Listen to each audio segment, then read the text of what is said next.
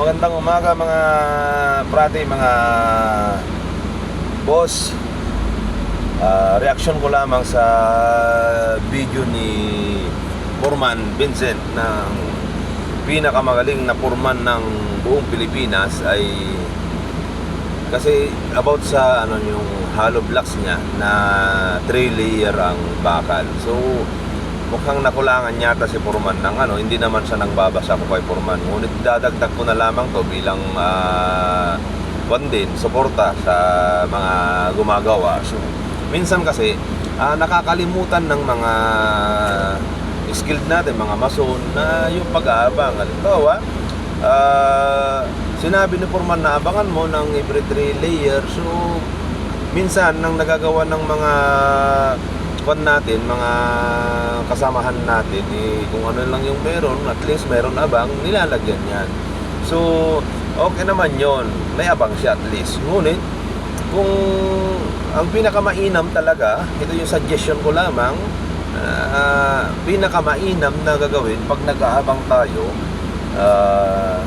yung hollow blocks, na ganyan, ito yung dulo ng hollow blocks. So pwede mo siyang iabang na hindi pwede yung nakaganyan siya, kasi talagang sasabit yung paa o kaya yung balikat, ganyan, ulo, ganun, lalo na sa mataas. So ang required dyan, at least kung may abang ka, ang dapat mong gawin ay naka-hook siya ng at least man lang 10 cm, ganyan, na eksakto doon sa mismong edge ng hollow blocks. Di ba may groups yan na parang ganoon siya konti. So idun mo i-eksakto, para kasi pag once na yung hollow blocks mo, o kaya sa nagagamit ito sa bintana, sa pintuan, minsan kasi yung ginagamit nila ay pinuputol na lamang yung hollow blocks. Minsan kahit na nilelevel nila, habang pinapatungan kasi yan, nagaganon. So once na linagyan mo yon at linagyan mo ng bakal dito na eksaktong nakalagay dyan sa dulo ng hollow blocks, so walang posibilidad na maganon yan, babangking, hindi siya tatabingin na ganon. Kaya yun, kailangan i-eksakto mo dito at yan, nakakalawit siyang ganyan, para pag nagpalitada ka ng, kung ipipinis mo yon yung dulo nun, at least mayroon kang 2.5 cm na itatapal dito. Kung lalagyan mo naman ng hamba, lalagyan mo na siya ng hamba. Kung ito ay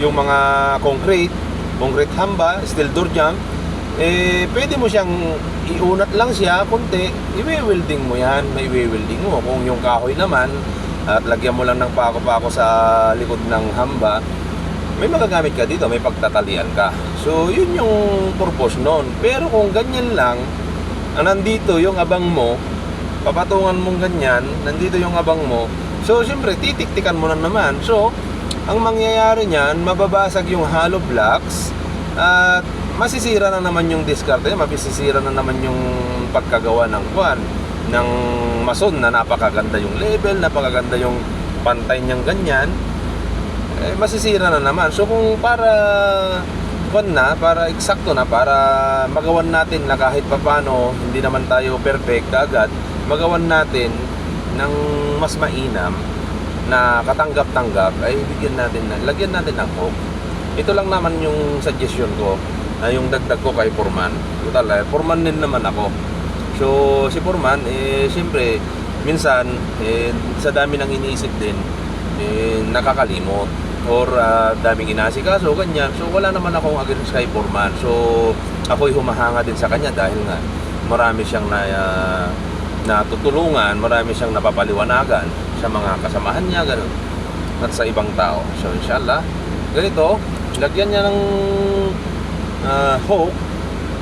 Yan, magagamit yan, maraming purpose nito, para pag may dumaan, wala, napakalinis niyan, napakalinis. Nakahook lang siya, para hindi, pag nandito kasi magtitik-tik ka pa, palalabasin mo.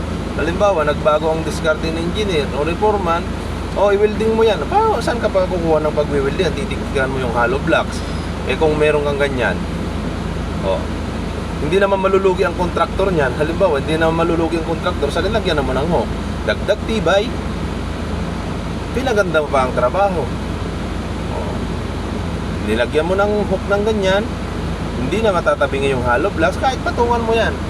Eh kung ilan lang yung patong mo, kalahating hollow blocks, pwede yan, saktong-sakto yan. So yun lamang ang dagdag ko kay Foreman. Sana Foreman, makarating to sa iyo na sana ay maging din, dagdag kaalaman sa mga tropa pits natin, mga kasamahan natin, dahil isa din akong foreman na minsan ay nakakalimot at minsan ay kahit na may instruction tayo, minsan ang mga mason natin pagtalikod lang natin may inabang na dahil nga rin sa gusto nilang makatulong o makatipid sa ganung paraan, medyo konti, may pagkatalo-talo lang konti. Pero ito yung pinakamainam. Suggestion ko lang, Foreman, sana ay makarating tayo sa'yo, makarating to sa'yo na sana ay ganito lagi ang gamitin natin.